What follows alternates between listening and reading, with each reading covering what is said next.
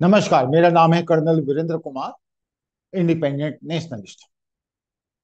आज के इस वीडियो में हम सुप्रीम कोर्ट में जो डिस्कशन चल रहा है आर्टिकल 370 के एब्रोगेशन के बारे में, उसके ऊपर एक छोटा सा डिस्कशन करें। इनिशियली मैं इस बात के बिल्कुल अगेंस्ट में था कि supreme court abrogation of article 370 के बारे में कोई भी डिस्कशन करे, क्योंकि ये बेसिकली एग्जीक्यूटिव डिसीजन है, पॉलिटिकल डिसीजन है और नेशनल इंटरेस्ट में लिया हुआ डिसीजन है। लेकिन अभी मैं ये सोचता हूं कि जिस तरीके से ये डिस्कशन प्रोसीडिंग्स सुप्रीम कोर्ट में चल रही हैं और जैसे जैसे राज वहां पे खुल रहे हैं, तो उससे ऐसा लगता है कि ये जो इशू है it should be kept boiling और इस पे डिस्कशन चलते रहना चाहिए।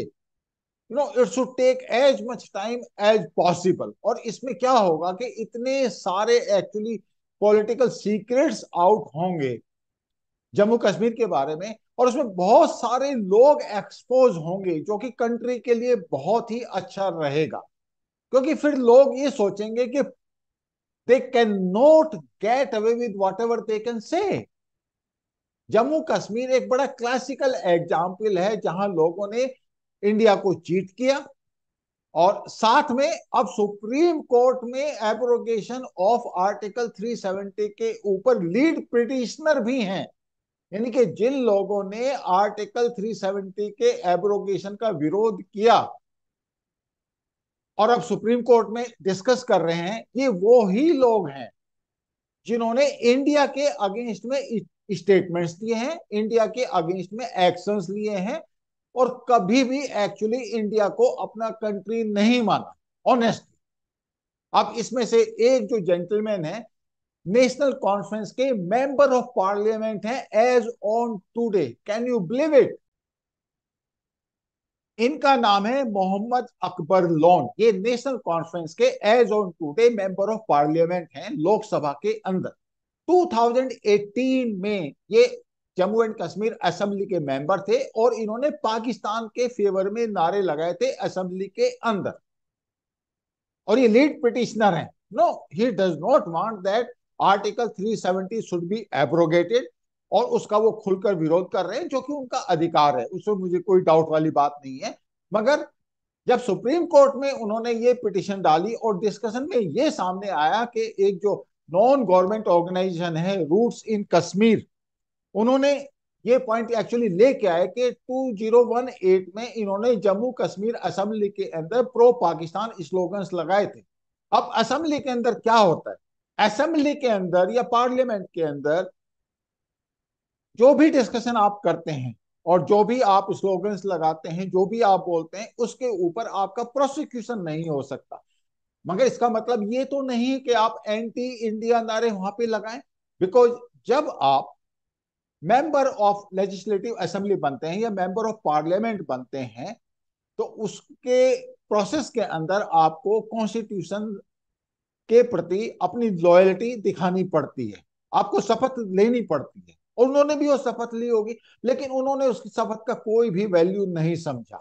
2018 में जम्मू कश्मीर असेंबली के अंदर उन्होंने प्रो पाकिस्तान नारे लगाए, स्लोगन्स लगाए। ये बात एक्चुअली रिकॉर्ड पे थी, लेकिन किसी को शायद इस बात का ज्ञान नहीं था। और जो उनके वकील हैं, वकील कौन हो सकते हैं एब्रोगेशन ऑफ आर्टिकल 370 के अगेंस्ट में? आपने सही गैस किया, कपिल सिब्बल। कपिल सिब्बल उनके एडवोकेट हैं। और कपिल सिब्बल के सामने जब रूट्स इन कश्मीर, ये जो एनजीओ है, ये भी वन ऑफ द पिटिशनर है वहां पे सुप्रीम कोर्ट में, इन्होंने ये पॉइंट लेके आए कि this gentleman who is now taking recourse of the Indian constitution against abrogation of article 370, कम से कम आप ये तो चेक कर लें कि this gentleman he has got a loyalty to the Indian constitution और इंडिया एज ए नेशन। मतलब he was surprise, Kapil Sibal was surprise. और फिर ऑब्वियसली ये डिसाइड हुआ कि उनसे आप एक एफिडेविट लीजिए कि उनकी लॉयल्टी इंडिया के लिए है और कॉन्स्टिट्यूशन ऑफ इंडिया उनके लिए सुप्रीम है। अब होगा क्या, what exactly going to happen, जब सुप्रीम कोर्ट ने कहा कि आप उनसे एक एफिडेविट लीजिए, तो कपिल सिब्बल का आर्ग्यूमेंट ये था कि जब उसने मेंबर ऑफ पार्लियामेंट की शपथ ली होगी तो ऑब्वियसली वो कॉन्स्टिट्यूशन ऑफ इंडिया से अडेयर करते हैं, उसके प्रति लॉयल्टी है उनकी, तो court did not accept that. Court ने कहा कि ऐसा नहीं हो सकता, आप कोर्ट के अंदर एक बात कहें और बाहर जाके आप कहें कि नहीं आपकी इसके प्रति लॉयल्टी नहीं है, या फिर आप जो भी एक्शन लें उससे ये शो होता हो कि आपकी इंडियन कॉन्स्टिट्यूशन के प्रति या इंडिया के प्रति कोई लॉयल्टी नहीं है। And then Kapil Sibal was told to get the affidavit from his client. Now मेरा पॉइंट ये है कि is India a banana republic, was it a banana republic, या फिर ये अभी कंटूर चेंज हो रहे हैं। This gentleman long member of parliament है। पहली बात तो जब इसने लेजिस्लेटिव असेंबली के अंदर प्रो पाकिस्तान स्लोगन्स लगाए थे, तो क्या नेशनल कॉन्फ्रेंस की ये जिम्मेदारी नहीं बनती थी कि वो चेक करे कि after all what are the credentials of this gentleman. अगर नेशनल कॉन्फ्रेंस ये कहती है कि वो एक नेशनलिस्ट पार्टी है, तो उनकी ये ड्यूटी नहीं थी कि वो चेक करें कि इसके क्रेडेंशियल्स क्या हैं और किस तरह का लेजिस्लेटिव कंडक्ट इसने जम्मू एंड कश्मीर के असेंबली के अंदर, जम्मू एंड कश्मीर की असेंबली के अंदर उसने किया है। अगर उसने प्रो पाकिस्तान स्लोगन्स लगाए हैं एंड नेशनल कॉन्फ्रेंस को ये पता है, तो अब्दुल्ला फैमिली की, दोनों की, फादर एंड सन, दोनों की क्या ये रेस्पॉन्सिबिलिटी नहीं बनती that he is expelled from the national conference. आप श्रीनगर के अंदर एक दूसरे तरीके का कंडक्ट करते हैं, जब आप दिल्ली के अंदर आते हैं तो फिर दूसरे तरीके का कंडक्ट करते हैं। आप एंटी इंडिया रहते हैं जब आप श्रीनगर में हैं, और साथ में आप जो इंडियन कॉन्स्टिट्यूशन है, रेमेडीज आपको अवेलेबल है, उसका भी आप यूज करना चाहते हैं। आप सुप्रीम कोर्ट में आर्टिकल 370 के एब्रोगेशन के अगेंस्ट में लीड पिटिशनर हैं, साथ में लॉयल्टी और आपकी जो नारेबाजी है वो पाकिस्तान के फेवर में हो रही है। आप क्या सोचते हैं, इससे बड़ा मजाक कुछ और हो सकता है क्या? और साइमल्टेनियसली कपिल सिब्बल जैसा लॉयर, उसको ये नहीं पता कि उसका क्लाइंट कौन है, उसके क्या क्रेडेंशियल्स हैं। और तीसरी बात, लोकसभा की सेक्रेटरीट को नहीं पता कि शपथ दिलवा रहे हैं उसने प्रो पाकिस्तान स्लोगन्स लगाए हैं। मतलब ये बहुत बड़ा मजाक नहीं लगता आपको?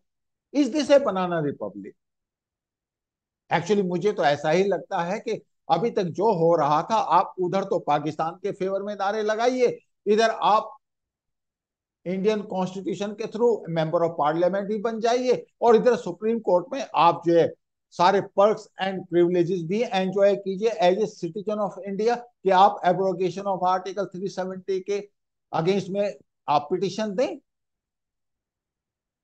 आई think the time has come when we have to call spade a spade. ऐसे जितने भी लोग हैं जो इस तरह की हरकत करते हैं, बिहेवियर करते हैं, they must be exposed now. This is the time. This is the time for the exposure of all these people.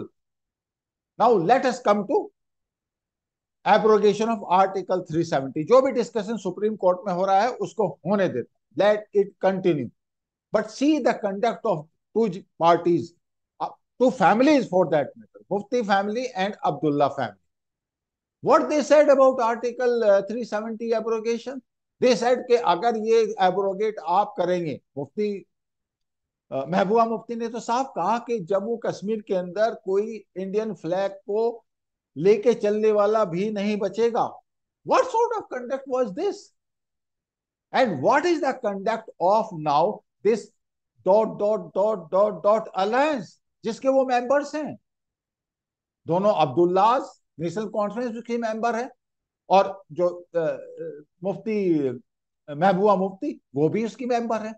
और ये सब अपने आप को एक टॉप क्लास नेशनलिस्ट शो कर रहे हैं, ये कह रहे हैं कि हम तो इंडिया को बचाएंगे। What is this joke? And should not these people be exposed? I leave this question to you, but मुझे ऐसा लगता है कि आर्टिकल 370 के एब्रोगेशन ने एक ऐसा पेंडोरा बॉक्स खोल दिया जिसकी वजह से इंडियन पब्लिक को ऐसे बहुत से पॉलिटिकल सीक्रेट्स पता चलेंगे जो उनको आज तक नहीं पता थे। और ऐसे लोग जो जम्मू एंड कश्मीर के अंदर तो प्रो पाकिस्तानी थे, और साथ में दिल्ली के अंदर इंडियन कॉन्स्टिट्यूशन या इंडियन सिटीजन होने के जो भी पर्क्स प्रिविलेजेस उनको बनते थे उसको एंजॉय करते थे, वो सब एक्सपोज होंगे। All those people will be expose. And probably in a lighter vein, I will say that this debate must continue. ये डिस्कशन सुप्रीम कोर्ट के अंदर चलते रहना चाहिए। इसमें बहुत सारे लोग एक्सपोज होंगे। ये भी पता चलेगा कि 90s में जो मिलिटेंसी आई थी वो किस वजह से आई थी। अभी जो लेटेस्ट जो एक्सपोजर हो रहा है वहां पे सुप्रीम कोर्ट में, पीपल आर क्वेश्चनिंग कि जो लोग हिंदू और सिख पाकिस्तान से आए थे उनके लिए ये कंपलसरी था कि उनके पास कोई प्रॉपर्टी होनी चाहिए, तभी उनको जम्मू एंड कश्मीर की सिटीजनशिप मिलेगी। इससे बड़ा मजाक क्या हो सकता है। उनको वोटिंग राइट्स नहीं थे। पार्लियामेंट के जब इलेक्शंस होते थे उसमें उनको वोटिंग राइट्स थे, लेकिन जब असेंबली के इलेक्शंस होते थे उसमें उनके पास राइट्स नहीं थे। कितना बड़ा मजाक है। Let us stop all this nonsense now for ever. Jammu and Kashmir is a integral part of India. Jammu and Kashmir citizens, and I am sure most of them they are loyal to India. They realize now that it is better to be citizen of India rather than getting into the trap of muftis and Abdullahs and probably up to a certain extent Pakistan. I am blunt, but this is a fact. Let us be wise enough as Indian voters. I hope you like this narration. Thank you so much. I will see you in next video. जाने से पहले please like, share and subscribe. Thank you.